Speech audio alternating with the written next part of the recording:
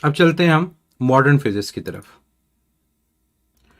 जी, अब हम बात करते हैं मॉडर्न फिजिक्स। और मॉडर्न फिजिक्स में सबसे पहले हमारे पास जो मैथमेटिकल रिलेशंस आते हैं वो स्पेशल थ्योरी ऑफ रिलेटिविटी के आते हैं। स्पेशल थ्योरी ऑफ रिलेटिविटी के पॉस्टुलेट्स आपको याद हैं। उसके पॉस्टुलेट हमारे पास दो थे। एक जिसमें स्पीड ऑफ लाइट के बारे में कहा गया कि speed of light constant factor है जो ऑब्जर्वर के ऊपर डिपेंड नहीं करेगा, उसकी मोशन के इंडिपेंडेंट होगा। और दूसरा जो उसका प्रिंसिपल था वो ये था कि लॉज ऑफ फिजिक्स जो होते हैं वो हमारे पास तमाम इनर्शियल फ्रेम ऑफ रेफरेंस में सेम होते हैं, मतलब उनका रिजल्ट तमाम इनर्शियल फ्रेम ऑफ रेफरेंस में क्या होगा, वो सेम होगा, वो डिफर नहीं करेगा। अब इन पॉस्टुलेट्स की बेस के ऊपर हम जब इसके कॉन्सिक्वेंसेस को यानी रिजल्ट्स को डिस्कस करते हैं तो वो रिजल्ट्स क्या क्या है। सबसे पहला रिजल्ट टाइम डायलेशन, कि जब रिलेटिव मोशन हमारे पास होगी तो टाइम में चेंज आएगा। और टाइम डायलेशन का मतलब होगा कि जो रिलेटिव टाइम है वो एक्चुअल टाइम से ग्रेटर होगा। जो रिलेटिव टाइम वो एक्चुअल टाइम से ग्रेटर होगा। और जो इसकी मैथमेटिकल वैल्यू है वो ये t is equal to t not divide by under root 1 minus v square over c square.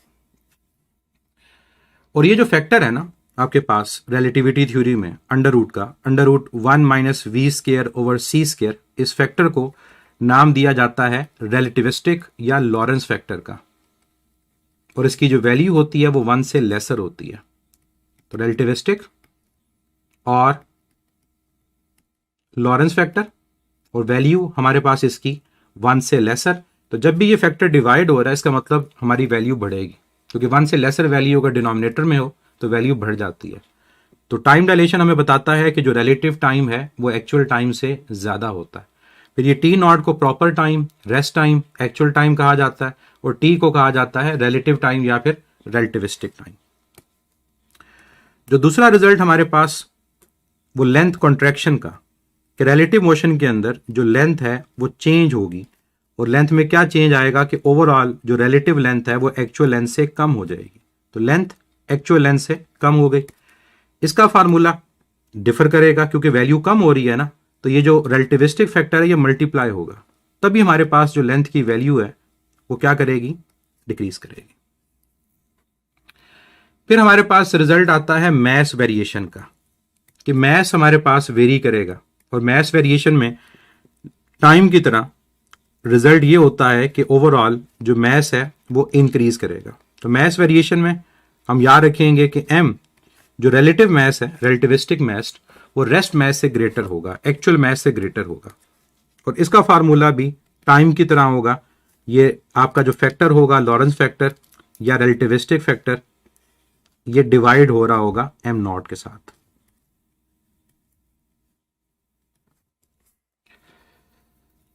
फिर इसी मैस वेरिएशन के अंदर हम एक और रिजल्ट देखते हैं मैस एनर्जी वेरिएशन का। मैस एनर्जी वेरिएशन मींस हमारे पास जो मैस है उसने एनर्जी में कन्वर्ट होना, according to Einstein E is equal to mc square equation. तो मैस एनर्जी वेरिएशन को हम किस तरह से डिस्कस करते हैं, इसकी इक्वेशन क्या है। इसकी हमारे पास इक्वेशन होती है E माइनस ई नॉट, ये एनर्जी का change, is equal to m minus m not into c square. और ये जो E माइनस ई नॉट है ये बेसिकली मोशन की वजह से है, तो यहाँ पर आपके पास काइनेटिक एनर्जी की वैल्यू आ जाएगी। तो ये आपके पास मैस एनर्जी वेरिएशन की इक्वेशन होती है। तो इसको आप चाहे delta E is equal to delta m c square लिख दो, और इसी रिजल्ट को फिर kinetic energy is equal to delta m into c square लिख दो। तो ये रिलेटिविटी थ्योरी के रिजल्ट्स हैं। नेक्स्ट हमारे पास टॉपिक था ब्लैक बॉडी रेडिएशन का। अब ब्लैक बॉडी रेडिएशन के अंदर हम बेसिकली ग्राफ एक देखते हैं कि जो ब्लैक बॉडी रेडिएशन से डिटेक्टर ग्राफ एक प्लॉट करता है बिटवीन इंटेंसिटी एंड वेवलेंथ, उस ग्राफ से फिर आगे डिफरेंट जो फिजिकिस्ट हैं उन्होंने डिफरेंट लॉज प्रेजेंट किए। तो ब्लैक बॉडी रेडिएशन में हमें एक तो ग्राफ पता होना चाहिए कि ग्राफ हमारा क्या एक्सप्लेन करता है, और फिर जो डिफरेंट हमारे पास जो लॉज हैं हमें उनका आइडिया होना चाहिए। तो ग्राफ में अलोंग वाई एक्सिस इंटेंसिटी है और अलोंग एक्स एक्सिस वेवलेंथ है। अब देखने में ई लिखा हुआ है लेकिन ई यहां पर एनर्जी नहीं है। याद रखिएगा ये आपके पास इंटेंसिटी ऑफ रेडिएशन है, एनर्जी पर यूनिट एरिया पर यूनिट टाइम है, और इसका यूनिट भी हमें पता है जो लिखा हुआ है वॉट पर मीटर स्क्वायर। तो वॉट पर मीटर स्क्वायर एनर्जी का नहीं होता, ये हमारे पास इंटेंसिटी का होता है। अब डिफरेंट टेम्परेचर पे ये ग्राफ हमारे पास ड्रॉ होता है।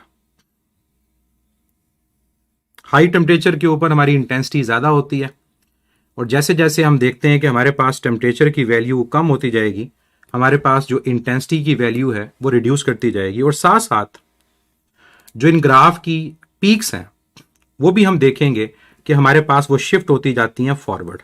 और ये हमारे पास लॉ भी है जिसको हम क्या बोलते हैं, वीन्स डिस्प्लेसमेंट लॉ। ये वो पॉइंट जहां पर आपके पास हर एक के अंदर इंटेंसिटी मैक्सिमम है।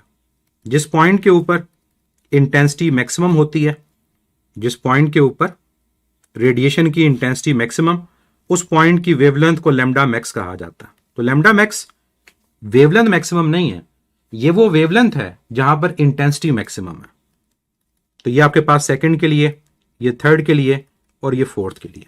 और हम क्या देख रहे हैं कि टेम्परेचर को डिक्रीज करने से लैम्डा मैक्स फॉरवर्ड हमारा शिफ्ट होता है। तो अगर मैं टेम्परेचर की यहां वैल्यूज भी लिखूं तो हमारे पास सबसे जो ऊपर वाला ग्राफ है ये सबसे हाई टेम्परेचर के ऊपर है, 400 केल्विन के ऊपर, 4000 केल्विन के ऊपर। और ये भी वैल्यूज डिफरेंट बुक्स में डिफरेंट है, और ये याद रखने वाली चीज नहीं होती क्योंकि ये क्वेश्चन नहीं होता। ये 3000 केल्विन के ऊपर, तो लेट्स से ये 2000 केल्विन के ऊपर, और सबसे नीचे वाला 1000 केल्विन के ऊपर।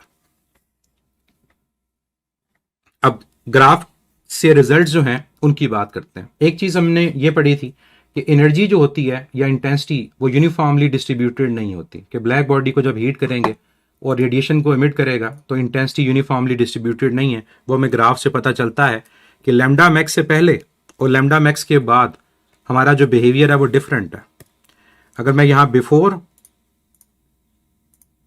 लैम्डा मैक्स देखूं, बिफोर लैम्डा मैक्स, तो इंटेंसिटी और वेवलेंथ का रिलेशन डायरेक्ट है। और मैं अगर आफ्टर लैम्डा मैक्स देखूं तो इंटेंसिटी का और वेवलेंथ का जो रिलेशन है वो इनवर्स है, तो यूनिफॉर्मली डिस्ट्रीब्यूटेड नहीं होता। अब पहला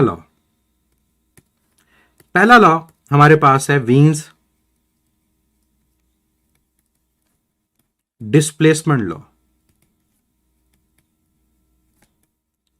वीन्स डिस्प्लेसमेंट लॉ के अकॉर्डिंग जो ये लैम्डा मैक्स की वैल्यू है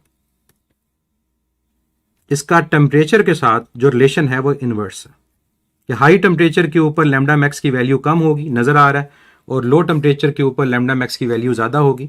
और इसको फिर यूं भी कहा जाता है लैम्डा मैक्स और टेम्परेचर इन दोनों का प्रोडक्ट कांस्टेंट होगा, क्योंकि प्रोपोर्शनैलिटी साइन खत्म करने से यही आएगा। यहाँ कांस्टेंट आपका वीन्स कांस्टेंट है, इसकी वैल्यू 2.9 10⁻³ मीटर केल्विन होती है, जिसको हम कहते हैं वीन्स कांस्टेंट।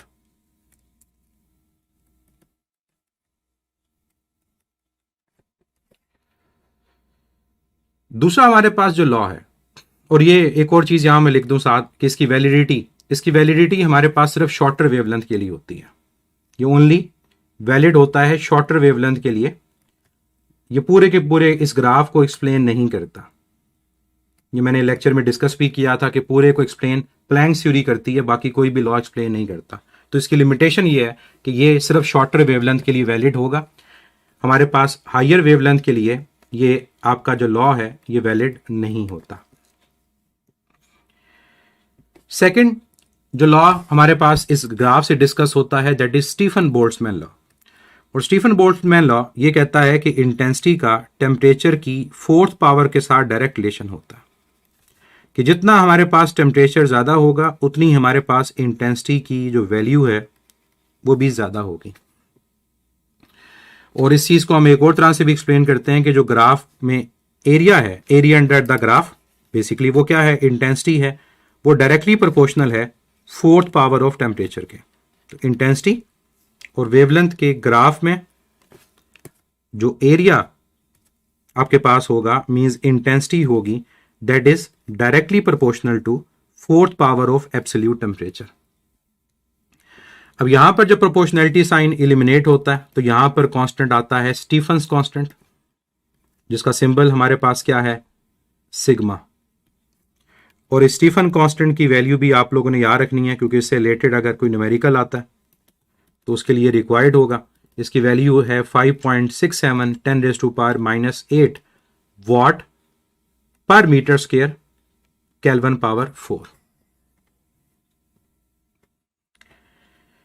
जो थर्ड लॉ, ये लॉ दोनों पंजाब की बुक के अंदर है, ये कॉमन है तमाम प्रोविंसेस के अंदर, और ये भी इसके बारे में भी लिमिटेशन जो है, ये पूरे ग्राफ को एक्सप्लेन नहीं करता, ये सिर्फ एरिया को रिप्रेजेंट करता है, इसकी लिमिटेशन भी है। जो थर्ड लॉ हमारे पास होता है जो पंजाब की बुक के अंदर नहीं है, वो है आपके पास रिले जीन्स लॉ, जिसकी जो वैलिडिटी होती है वो हायर वेवलेंथ के लिए होती है, शॉर्टर के लिए नहीं होती। और ये हमारे पास ओवरऑल जो एनर्जी डिस्ट्रीब्यूशन है उसको काइनेटिक एनर्जी की बेस पे एक्सप्लेन करता है, जिसके अकॉर्डिंग जो हमारी इंटेंसिटी है उसका ताल्लुक वेवलेंथ की फोर्थ पावर के साथ इन्वर्स होता है। जो इंटेंसिटी उसका ताल्लुक वेवलेंथ की फोर्थ पावर के साथ इन्वर्स, और जो इसका पूरा फार्मूला है वो 8 पाई के आपका बोल्ट्जमैन कांस्टेंट, टेम्परेचर जो उस पॉइंट पे होगा, एंड लैम्डा पावर 4। इस केस में के आपके पास बोल्ट्जमैन कांस्टेंट जो आप थर्मोडायनेमिक्स में भी डिस्कस करते हैं, इसकी वैल्यू 1.38 10⁻⁻23 जाउल पर केल्विन, और इसकी वैलिडिटी सिर्फ हायर वेवलेंथ के लिए होती है। और यहां पर हमने डिस्कस किया था एक अल्ट्रा वायलेट कैटास्ट्रोफी, कि हमारे पास शॉर्टर वेवलेंथ के लिए जो इंटेंसिटी है वो इनफाइनाइट, जो प्रैक्टिकली पॉसिबल नहीं है। तो ये सिर्फ हायर हमारे पास वेवलेंथ के लिए वैलिड है, शॉर्टर के लिए वैलिड नहीं होता। तो फिर कौन सा लॉ है जो पूरे के पूरे इस कर्व को एक्सप्लेन करता है, उसकी बात हमने की थी, वो मैक्स प्लैंक्स लॉ है। और मैक्स प्लैंक के अकॉर्डिंग जो एनर्जी इमिट और एब्जॉर्ब होती है वो इन टर्म्स ऑफ फोटॉन, और जो ओवरऑल हमारी एनर्जी है वो डायरेक्टली प्रोपोर्शनल होती है उस रेडिएशन की फ्रीक्वेंसी के, जिसकी बात मैं आगे करूंगा फोटॉन के अंदर। तो ये आपके पास ब्लैक बॉडी रेडिएशन का टॉपिक, और इसमें फिर मैंने ग्राफ भी ड्रॉ किया था जिसमें मैंने ओवरऑल इन तमाम लॉस को कंपेयर किया था। ये ग्राफ है इंटेंसिटी का और वेवलेंथ का। अगर ये हमारे पास ग्राफ की शेप, कोई भी एक मैं ग्राफ की शेप ले रहा हूं, तो इसमें जो आपके पास शॉर्टर वेवलेंथ वाला रीजन है, ये वीन्स आपके पास एक्सप्लेन करता है, वीन्स डिस्प्लेसमेंट लॉ। जो आपके पास लॉन्गर वेवलेंथ वाला रीजन है और ये जो इन्फिनिटी पे जा रहा है, ये अल्ट्रा वायलेट कैटास्ट्रोफी की बात हो रही है, ये आपके पास एक्सप्लेन करता है रिले जीन्स। और ओवरऑल जो रेड कर्व है उसे एक्सप्लेन कौन करता है, उसे आपकी प्लैंक्स एक्सप्लेन कर रहा होता है। तो प्लैंक्स आपके पास ओवरऑल एक्सप्लेन करता है। नेक्स्ट टॉपिक पे चलते हैं, और नेक्स्ट टॉपिक हमारे पास है फोटॉन। फोटॉन के हवाले से कई एमसीक्यूज पूछे जाते हैं, इसके डिफरेंट फार्मूलाज हैं, एनर्जी, मोमेंटम, इंटेंसिटी, पावर, वो सारे रिलेशंस आपको पता होने चाहिए कि हमारे पास किस तरह से एनर्जी को कैलकुलेट किया जाता है। तो जनरल जो इक्वेशन है एनर्जी की वो E is equal to h f है। जो जनरल रिलेशन हमारे पास एनर्जी की वो E is equal to h time f, f की वैल्यू पुट करें इन टर्म्स ऑफ वेवलेंथ तो C बाय लैम्डा। तो अगर नंबर ऑफ फोटॉन्स ज्यादा हो for n number of photons, कि कई दफा हमें नंबर ऑफ फोटॉन्स को कैलकुलेट करना होता है, तो फिर यही फार्मूला चेंज होकर बन जाएगा E is equal to n times h f या फिर n times h c by lambda. Next momentum. Momentum का आपके पास रिलेशन क्या होता है फोटॉन के लिए? मोमेंटम इक्वल हमारे पास एच ओवर लैम्डा के। मोमेंटम हमारे पास इक्वल है एच ओवर लैम्डा, या lambda is equal to h over p से ये हमारे पास रिलेशन आता है। इसको हम प्रूव जब करते हैं तो E is equal to m c square में एम सी की जगह हम P पुट करके इसका रिजल्ट लेकर आते हैं। तो ये P आपके पास मोमेंटम है, ये p पावर नहीं है। इसको अगर आप फ्रीक्वेंसी की फॉर्म में कन्वर्ट करना चाहो आप वो भी कर सकते हो। उसके लिए आपने क्या करना होता है कि आपने c equal to f lambda, तो लेमडा इक्वल आ जाएगा c बाय एफ के। जब लेमडा की ये वैल्यू यहां सब्स्टिट्यूट करोगे तो मोमेंटम का जो रिलेशन आपके पास होगा वो आएगा एच एफ डिवाइड बाय सी। तो ये मोमेंटम का रिलेशन है। Next one power. पावर हमारे पास इक्वल है एनर्जी ओवर टाइम के, तो जो एनर्जी का फार्मूला आपने पढ़ा वही आप यहां पर लिख दोगे एच एफ ओवर टाइम, या फिर in terms of wavelength h c over lambda into time. और वहां भी कई दफा आपसे नंबर ऑफ फोटॉन्स कैलकुलेट करने को कहा जाता है।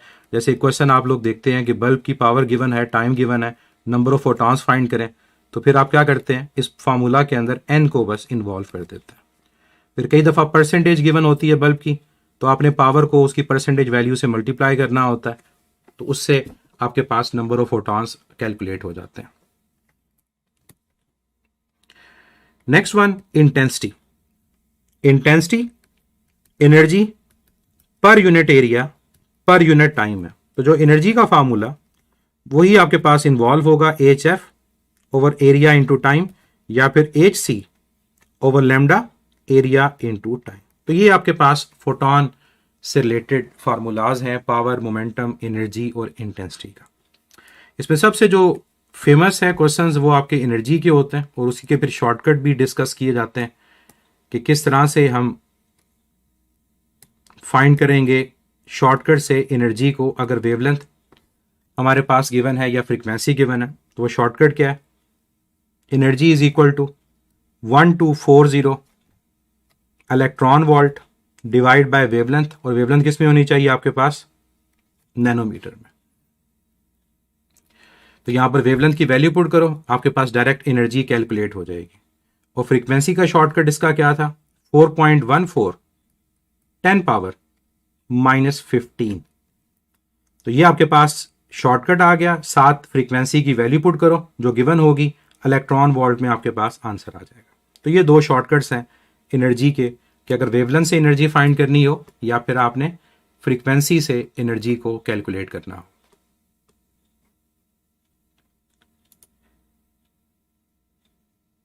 Next, photo electric effect, interaction of radiation with matter. Photo electric effect में जो हमारे पास मैथमेटिकल रिजल्ट आता है उसमें सबसे पहले वर्क फंक्शन। वर्क फंक्शन आप जानते हो क्या होता है, amount of energy required to free an electron from metal. इसका सिंबल क्या है, फाई, और ये किसके इक्वल होता है, h times f not. F not क्या है, थ्रेशोल्ड फ्रीक्वेंसी, जो मिनिमम फ्रीक्वेंसी है, और in terms of wavelength lambda not, threshold wavelength जो मैक्सिमम वेवलेंथ है। और इसकी डिपेंडेंस वर्क फंक्शन की या फिर आपकी थ्रेशोल्ड फ्रीक्वेंसी की या वेवलेंथ की, वो आपकी मेटल की नेचर पे होती है। एज सच हमारे जो लाइट क्या यूज कर रहे हैं, क्या फ्रीक्वेंसी उसकी है, क्या इंटेंसिटी है, उसके ऊपर वर्क फंक्शन डिपेंड नहीं करता। फिर नेक्स्ट हमारा जो वेरिएबल इन्वॉल्व होता है वो स्टॉपिंग पोटेंशियल का है। वो रिवर्स पोटेंशियल जिसपे आपका फोटो इलेक्ट्रिक करंट जीरो हो जाए उसको हम स्टॉपिंग पोटेंशियल बोलते हैं। और स्टॉपिंग पोटेंशियल की जो डिपेंडेंस होती है वो फ्रीक्वेंसी पे होती है। तो इसके लिए हमारा जो रिलेशन होता है काइनेटिक एनर्जी के साथ कंपेयर होता है, ये इसका फार्मूला। और इसको अगर हम इन टर्म्स ऑफ वेलोसिटी लिखना चाहें तो half m v max square is equal to v naught e. इसमें इंपॉर्टेंट चीज जो है वो ये कि जो काइनेटिक एनर्जी है वो मैक्सिमम है, और जो ये स्टॉपिंग पोटेंशियल है ये मिनिमम है, मिनिमम स्टॉपिंग पोटेंशियल, जिससे हम इलेक्ट्रॉन मैक्सिमम काइनेटिक एनर्जी वाले को रोक लें, ये हमारा स्टॉपिंग पोटेंशियल कहलाता है। फिर इसमें कई दफा हमें इलेक्ट्रॉन की वेलोसिटी कैलकुलेट करने को कहा जाता है। तो इलेक्ट्रॉन की जो maximum velocity √2 time potential charge over mass, और इसका मैंने आपको शॉर्टकट भी बताया था। ये कई जगह पर यूज होता है कि जब पोटेंशियल देकर वो आपके पास वेलोसिटी पूछी जाए तो इसमें 2e/m ये इलेक्ट्रॉन का चार्ज मैस कांस्टेंट है, ये 6×10⁵ के इक्वल है। इसको मल्टीप्लाई कर दो √ऑफ स्टॉपिंग वोल्टेज से, आपके पास वेलोसिटी कैलकुलेट हो जाएगी। और स्टॉपिंग वोल्टेज की डिपेंडेंस इंटेंसिटी पे नहीं होती, इसकी डिपेंडेंस हमारे पास किस पे होती है, फ्रीक्वेंसी पे, वेवलेंथ पे, जो हम लाइट की यूज कर रहे होते हैं। इन्हीं वेरिएबल्स को फिर आगे हम यूज करते हैं आइंस्टाइन फोटो इलेक्ट्रिक इक्वेशन के अंदर।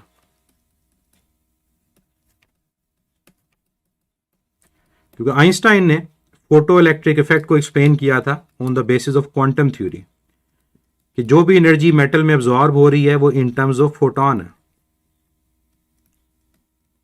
तो आइंस्टाइन फोटो इलेक्ट्रिक इक्वेशन क्या आपके पास थी कि एनर्जी आपने प्रोवाइड की HF, उसमें से कुछ एनर्जी का हिस्सा वर्क फंक्शन में और बाकी इलेक्ट्रॉन की काइनेटिक एनर्जी। इसी को फिर हम HF not plus kinetic energy भी लिख सकते हैं। इसकी दूसरी form in terms of voltage है, उसमें आप क्या करोगे, आप काइनेटिक एनर्जी की जगह EV नॉट लिख दोगे, तो फिर ये फार्मूला आपके पास इस फॉर्म में आ जाता है। फिर इसी को वेवलेंथ की फॉर्म में भी कन्वर्ट करके और कर सकते हैं, वो आप इसको इजीली कर सकते हैं कि F की जगह आप C/λ पुट करके इसको कन्वर्ट कर लें वेवलेंथ की फॉर्म में। इसमें जो इंपॉर्टेंट रिजल्ट्स आपके पास आते हैं दो, कि काइनेटिक एनर्जी की डिपेंडेंस क्या फ्रीक्वेंसी पे होती है या फ्रीक्वेंसी के डिफरेंस पे होती है। तो जब हम इसे सॉल्व करते हैं तो पता चलता है कि काइनेटिक एनर्जी की डिपेंडेंस फ्रीक्वेंसी पे नहीं, फ्रीक्वेंसी के डिफरेंस पे होती है। और इसी से मैंने आपको एक रिजल्ट बताया था कि जब आप फ्रीक्वेंसी को डबल करते हो तो आपकी kinetic energy more than double होती है। सिमिलरली स्टॉपिंग वोल्टेज भी फ्रीक्वेंसी पे डिपेंड नहीं करता, वो फ्रीक्वेंसी के डिफरेंस पे डिपेंड कर रहा होता है। तो ये फोटो इलेक्ट्रिक इफेक्ट के मैथमेटिकल रिजल्ट्स हैं। अब ग्राफ्स की तरफ चलते हैं। ग्राफ को डिस्कस करने से पहले हमें डिस्कस ये करना होगा कि क्या चीज किन फैक्टर्स पे डिपेंड करती है। तो दो मैंने आपको रिलेशंस बताए थे यहां पर, एक फोटो इलेक्ट्रिक करंट के हवाले से था कि फोटो इलेक्ट्रिक करंट किस पे डिपेंड करता है, और एक था आपकी उस फोटो इलेक्ट्रॉन की काइनेटिक एनर्जी के हवाले से। फोटो इलेक्ट्रिक करंट तब ज्यादा होगा जब मेटल में से फोटो इलेक्ट्रॉन्स अमिट ज्यादा होंगे, और फोटो इलेक्ट्रॉन्स अमिट तब ज्यादा होंगे जब आपके number of light photons hit ज्यादा करेंगे, और नंबर ऑफ लाइट फोटॉन्स तब ज्यादा होंगे जब लाइट की जो ओवरऑल इंटेंसिटी है वो ज्यादा होगी। और एक और रिलेशन भी होता है इंटेंसिटी का डिस्टेंस से, कि आपका सोर्स कितनी दूर पड़ा हुआ, और इंटेंसिटी इनवर्स के लॉ ओबे करती है, इसका डिस्टेंस के स्क्वायर के साथ इनवर्स रिलेशन होता। दूसरा जो रिलेशन था वो काइनेटिक एनर्जी के हवाले से था, कि जो हमारे पास स्टॉपिंग पोटेंशियल है, कि हमने इलेक्ट्रॉन को रोकना है ताकि फोटो इलेक्ट्रिक करंट जीरो हो जाए, वो डायरेक्टली प्रोपोर्शनल है काइनेटिक एनर्जी के, कि काइनेटिक एनर्जी कितनी ज्यादा। और काइनेटिक एनर्जी हमारे पास वेलोसिटी के साथ डायरेक्टली प्रोपोर्शनल है, एक ही बात है। और इनका ताल्लुक किससे होता है, फ्रीक्वेंसी के साथ, कि हम लाइट किस फ्रीक्वेंसी की यूज कर रहे हैं, और फ्रीक्वेंसी के साथ अगर डायरेक्ट, तो वेवलेंथ के साथ क्या होगा, इनवर्स होगा। और ज्यादा स्पेसिफाई अगर हम करें तो याद रखिएगा ये फ्रीक्वेंसी का डिफरेंस होता है, इसके डिफरेंस पे डिपेंड करता है। अब इन्हीं से फिर इनके डिफरेंट ग्राफ्स बनते हैं। जैसे अगर ग्राफ ड्रॉ करें करंट का और इंटेंसिटी का, कि यहां पर अलोंग y करंट है, अलोंग x इंटेंसिटी है, तो ग्राफ क्या होगा, स्ट्रेट लाइन, क्योंकि डायरेक्ट रिलेशन है। ग्राफ ड्रॉ करें करंट का और डिस्टेंस का, डिस्टेंस किसका, लाइट सोर्स का, तो इनवर्स स्क्वायर लॉ के अकॉर्डिंग जो ग्राफ होगा वो कर्व बनेगा, कि मींस करंट का डिस्टेंस के पावर 2 के साथ इनवर्स है, क्योंकि करंट का इंटेंसिटी के साथ डायरेक्ट है। ग्राफ ड्रॉ करें करंट का और फ्रीक्वेंसी का, कि हमारी लाइट की फ्रीक्वेंसी चेंज करने से बाकी तमाम फैक्टर कांस्टेंट है, कि हम इंटेंसिटी को चेंज नहीं कर रहे, हम फ्रीक्वेंसी को चेंज कर रहे हैं, तो फ्रीक्वेंसी के साथ करंट चेंज नहीं होता, वो उसके इंडिपेंडेंट है, तो current proportional to F power 0। ये ग्राफ्स होते हैं, ये पहले आपके रिलेशन से बनते हैं। फिर दूसरे रिलेशन से जो ग्राफ हमारे पास ड्रॉ होते हैं, उसमें ग्राफ क्या है, काइनेटिक एनर्जी का और फ्रीक्वेंसी का। Kinetic along y, frequency along x, तो ग्राफ होगा डायरेक्ट, लेकिन स्टार्ट कहां से होगा, थ्रेशोल्ड से। इससे पहले हमारे पास फोटो इलेक्ट्रिक इफेक्ट ही नहीं होता, तो फोटोइलेक्ट्रिक इफेक्ट नहीं होता, तो एज सच कोई भी हमारे पास काइनेटिक एनर्जी भी नहीं होगी। फिर इसी तरह का काइनेटिक एनर्जी का जो ग्राफ हमारे पास है, इसी तरह का ग्राफ स्टॉपिंग पोटेंशियल का भी होगा, क्योंकि काइनेटिक और स्टॉपिंग पोटेंशियल डायरेक्ट रिलेशन रखते हैं। तो ये ग्राफ भी स्टार्ट कहाँ से होगा? थ्रेशोल्ड से। इन दोनों ग्राफ के अंदर फिर स्लोप के बारे में पूछा जाता है। पहले ग्राफ की जो स्लोप होती है वो प्लैंक कांस्टेंट के इक्वल होती है, लेकिन इस ग्राफ के अंदर जो स्लोप है कांस्टेंट, लेकिन वो प्लैंक कांस्टेंट ओवर चार्ज के इक्वल है। तो दोनों के ग्राफ हमारे पास डिफर करेंगे, ये ख्याल रखना है। फिर एक और ग्राफ काइनेटिक एनर्जी का और इंटेंसिटी का अगर पूछा जाए, तो kinetic energy of photo electron वो इंटेंसिटी पे डिपेंड नहीं करती। ऊपर आपको नजर आ रहा है कि आपस में उनका कोई रिलेशन नहीं है। तो काइनेटिक का इंटेंसिटी से अगर कोई रिलेशन नहीं है तो ग्राफ होगा पैरेलल टू एक्स एक्सिस। तो kinetic energy is proportional to I power zero, क्योंकि इंडिपेंडेंट जब होता है तो पावर क्या आती है? हमारे पास जीरो आती है।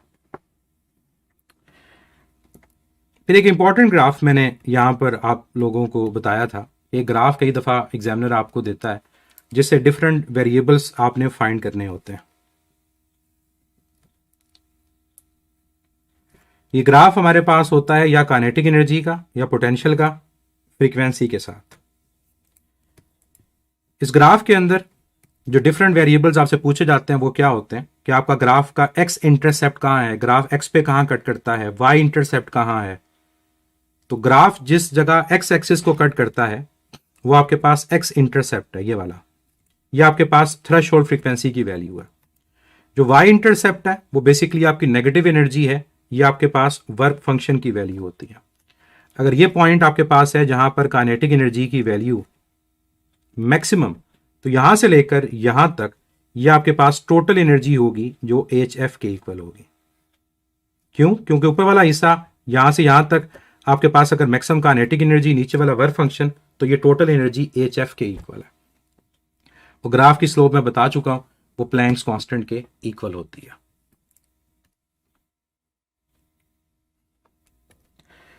दो ग्राफ यहां पर और हैं, उनको भी हम यहां डिस्कस कर लेते हैं। वो ग्राफ हमारे पास करंट और वोल्टेज के होते हैं। एक में इंटेंसिटी को फिक्स किया जाता है और एक में फ्रीक्वेंसी को फिक्स किया जाता है।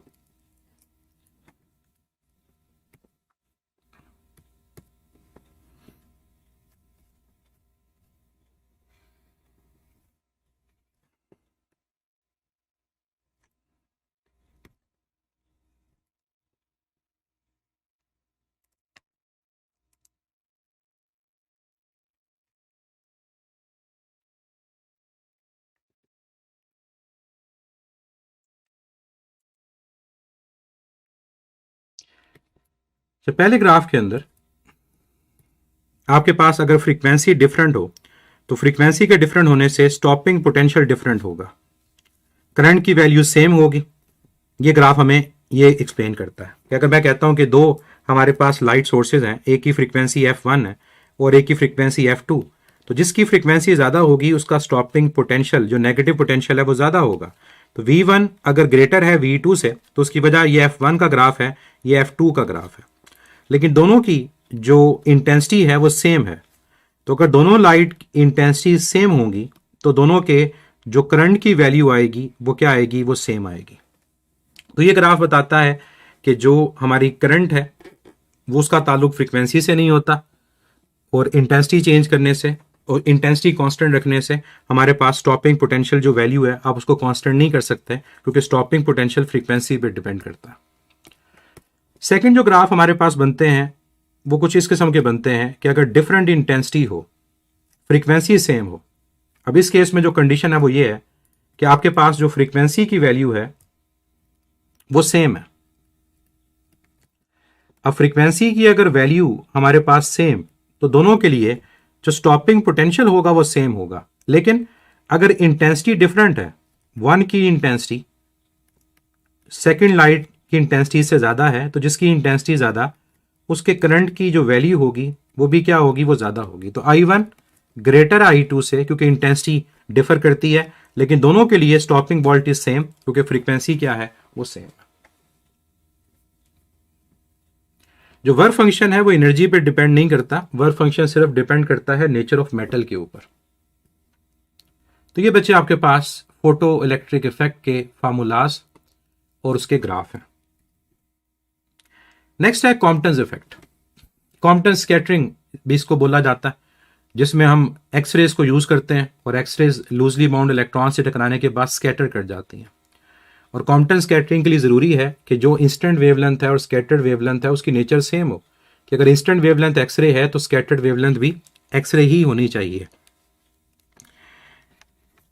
इसमें हमारे पास जो फार्मूला आता है वो कॉम्पटन शिफ्ट का आता है, और कॉम्पटन शिफ्ट का मतलब होता है वेवलेंथ का चेंज, क्योंकि स्कैटर्ड वेवलेंथ इंस्टेंट वेवलेंथ से ज्यादा है तो चेंज, एक तो ये लिख देंगे इसका डिफरेंस, इसके अलावा इसको लिखा जाता है h/m0c into 1 minus cos of theta. इस फार्मूला के अंदर जो h/m0c ये आप जानते हैं कि कांस्टेंट है, इसको कॉम्पटन वेवलेंथ कहा जाता है।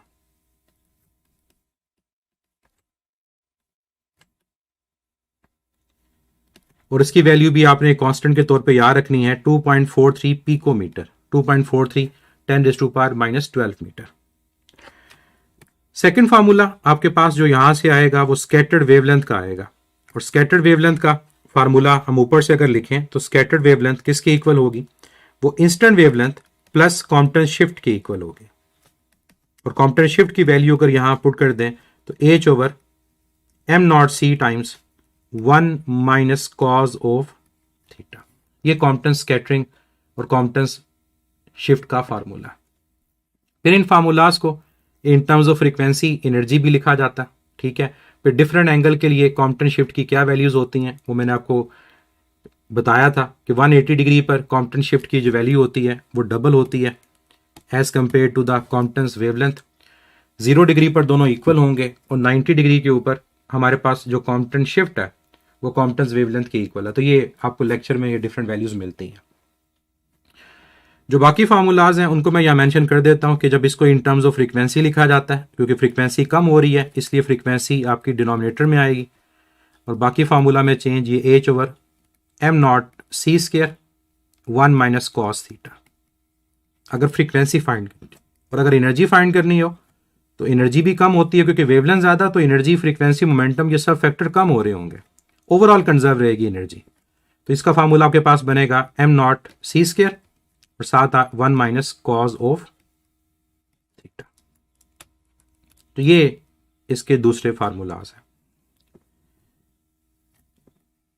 फ्रीक्वेंसी और इन टर्म्स ऑफ वेवलेंथ। और जनरल जो रिजल्ट है वो मैं यहाँ मेंशन कर दूं कि कॉम्पटन स्कैटरिंग में आपकी वेवलेंथ ज़्यादा होती है, इसके अलावा फ्रीक्वेंसी वो भी कम होगी और एनर्जी वो भी कम होगी, और अगर मोमेंटम की बात करें तो वो भी कम हो रहा होगा।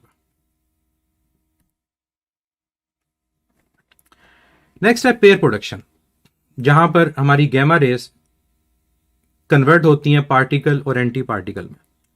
कि जब हम गैमा रेस को थ्रो करते हैं एक हैवी न्यूक्लियस पे तो हमारे पास जो गैमा रेज हैं वो शिफ्ट हो जाती हैं किसके अंदर, पार्टिकल और एंटी पार्टिकल में। ये मैंने एक्सप्लेन किया था कि ओवरऑल मोमेंटम को कंजर्व रखना है तो उसके लिए आपके पास ये हैवी जो न्यूक्लियस है वो यूज हो रहा होता है। विदाउट हैवी न्यूक्लियस ये काम नहीं होता। ये क्वेश्चन आता है कि क्या वैक्यूम में हो सकता है, नो, रिटार्डेशन जरूरी है। तो हैवी न्यूक्लियस क्या करेगा, उसको कन्वर्ट कर देगा पार्टिकल में और एंटी पार्टिकल में, और दोनों को ऑपोजिट डायरेक्शन में इलेक्ट्रिक फील्ड की मदद से अट्रैक्ट कर लिया जाता है ताकि दोबारा आपस में एनिलेट ना हो। अब पार्टिकल एंटी पार्टिकल में हमारे पास अगर इलेक्ट्रॉन और पॉजिट्रॉन प्रोड्यूस होंगे, क्योंकि उनके मैसेज कम है, तो उससे पता चलेगा कि कम से कम एनर्जी कितनी चाहिए। तो 1.02 मेगा इलेक्ट्रॉन वोल्ट अगर हो तो फिर आपका जो पार्टिकल है अगर और एंटी पार्टिकल उसकी बात करें कि फर्ज करो अगर मैं यहां पर इसके चार्ज को रिवर्स कर दूं, पार्टिकल आपके पास इलेक्ट्रॉन है तो इलेक्ट्रॉन का जो एंटी पार्टिकल होगा वो क्या होगा, वो पॉजिट्रॉन होगा। और इनकी एनर्जी कितनी होगी, rest mass 0.51 mega electron volt, इसकी भी 0.51 मेगा इलेक्ट्रॉन वोल्ट, तभी ऐड होकर कितनी बनेगी 1.02 मेगा इलेक्ट्रॉन वोल्ट। इक्वेशन क्या होगी, जो फोटोन प्रोवाइड किया उसकी energy HF, particle anti particle की rest mass energy m0c² plus m0c²। और अगर वो मूव भी कर रहे हैं उनकी काइनेटिक एनर्जी भी है, तो फिर ये इक्वेशन बन जाएगी m0c² plus m0c² plus kinetic energy of particle plus kinetic energy of anti particle. अगर ये हमारे पास इलेक्ट्रॉन के लिए, ये पॉजिट्रॉन के लिए, तो ये इलेक्ट्रॉन की काइनेटिक एनर्जी और ये पॉजिट्रॉन की काइनेटिक एनर्जी। और पहले केस में काइनेटिक एनर्जी क्या है उनकी, वो 0 है। फिर नेक्स्ट पेयर प्रोडक्शन के रिवर्स फिनोमेना मैटर एनिलेशन। और मैटर एनिलेशन में हमने ये देखा कि जब पार्टिकल और एंटी पार्टिकल कंबाइन होते हैं, और होंगे क्योंकि दोनों का चार्ज क्या है, ऑपोजिट, दोनों कंबाइन होंगे, तो कंबाइन होने से हमारे पास क्या होगा, 2 गैमा रेस प्रोड्यूस होंगे। और 2 गैमा रेस प्रोड्यूस होने की रीजन भी आप लोग जानते हो, ताकि ओवरऑल जो मोमेंटम है वो कंजर्व रहे। एक गैमा रे प्रोड्यूस नहीं होगी, 2 होंगी और दोनों मूव करेंगी ऑपोजिट डायरेक्शन में। तो इलेक्ट्रॉन और पॉजिट्रॉन, पार्टिकल एंटी पार्टिकल जब भी एनिलेट करेगा, कंबाइन होगा, तो कंबाइन होने से 2 फोटॉन हमारे पास प्रोड्यूस होते हैं। अब इसकी जो इक्वेशन है वो क्या होती है, m0c² प्लस m0c²। ये पार्टिकल की और एंटी पार्टिकल की एनर्जी है। अगर ये पार्टिकल की तो ये एंटी पार्टिकल की। तो ये किसके इक्वल है, 2 फोटॉन है, तो HF प्लस HF। इसी को फिर यूं लिखा जाता है 2m0c² is equal to 2 time HF, तो कैंसिल होगा, तो m0c² is equal to HF या फिर hc/λ। तो ये मैटर एनिलेशन है। और मैटर एनिलेशन में मैंने लेक्चर में भी ये बात बताई थी, ये याद रखिएगा कि इसमें हमेशा आपके पास 2 फोटॉन्स प्रोड्यूस होंगे, 1 फोटॉन प्रोड्यूस नहीं होगा। तो 2 फोटॉन्स, और क्यों 2 फोटॉन्स, ताकि ओवरऑल अगर पार्टिकल एंटी पार्टिकल को देखें वो ऑपोजिट डायरेक्शन में मूव कर रहे हैं, तो उनकी वजह से ओवरऑल मोमेंटम हमारे पास 0 है टोटल। तो जब तक 2 फोटॉन मूव ऑपोजिट डायरेक्शन में नहीं करेंगे, हमारे पास मोमेंटम कंजर्व नहीं रहेगा, क्योंकि पहले अगर 0 तो बाद में भी क्या होना चाहिए, 0 होना चाहिए।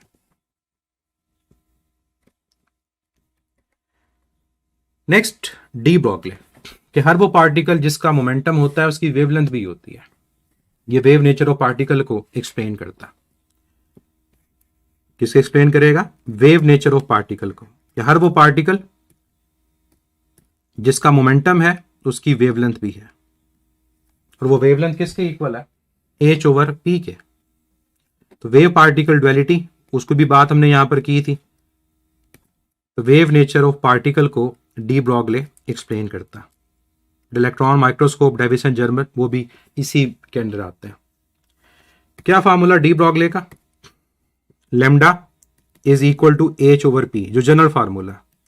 फिर इसकी डिफरेंट फॉर्म्स आती हैं, जैसे इन टर्म्स ऑफ अगर इसको वेलोसिटी देखा जाए तो ये h/mv आ जाएगा। इस फार्मूला को in terms of kinetic energy देखा जाए, मोमेंटम की जगह √2 time mass into kinetic energy लिखेंगे तो ये फार्मूला बन जाएगा। काइनेटिक एनर्जी अगर इन टर्म्स ऑफ पोटेंशियल है तो ये फार्मूला चेंज होकर बन जाएगा h/√2 time mass potential into charge. और इवन फिर मैंने आपको ये formula in terms of temperature भी बताया था, और वो क्या था, h/√3 टाइम k क्या है, Boltzmann constant, mass into absolute temperature. तो ये डिफरेंट आपके पास इसके रिलेशंस हैं। फिर रिलेशंस का फायदा क्या है, आपके पास इनसे रिलेटेड डिफरेंट क्वेश्चंस होते हैं रेशो के, कि वेरिएबल्स एग्जामिनर कह देता है कि कांस्टेंट है, उसके मुताबिक आपने फाइंड करनी होती है वेवलेंथ की रेशो। तो ये फार्मूलाज फिर आपको ऐसे क्वेश्चंस में हेल्प करते हैं। जैसे मैं आपको एग्जांपल अभी देता हूं कि पहले केस में अगर आप कहते हैं कि दोनों की वेलोसिटी सेम है, अगर दोनों की वेलोसिटी इक्वल है, तो वहां से आप λ1/λ2 इक्वल टू m1/m2 लिखोगे। ये तब है जब दोनों पार्टिकल की वेलोसिटी इक्वल है।